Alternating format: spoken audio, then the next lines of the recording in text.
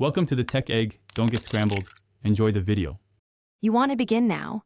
Secure the watch and confirm wrist detection and heart rate are on so sensors work reliably. Open the workout app and pick an activity that matches your session. Set a clear goal, like 30 minutes or 300 kcal, because goals focus effort and auto-pause helps accuracy. Tap Start and use the 3-second countdown to get into position. Once done, glance at the screen for pace, heart rate, and elapsed time. Make sure metrics are visible before you push intensity. While you train, use auto-pause and haptic alerts so you can stay focused. Vibrations tell you interval transitions without looking. Customize the workout metrics to show cadence, elevation, or power, because the right data informs smarter pacing.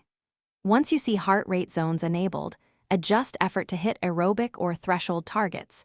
This improves efficiency and reduces injury risk. Make sure to swipe between views as conditions change, and use the digital crown to lock the screen if needed to prevent accidental taps. Finish by tapping end and save so your session is recorded.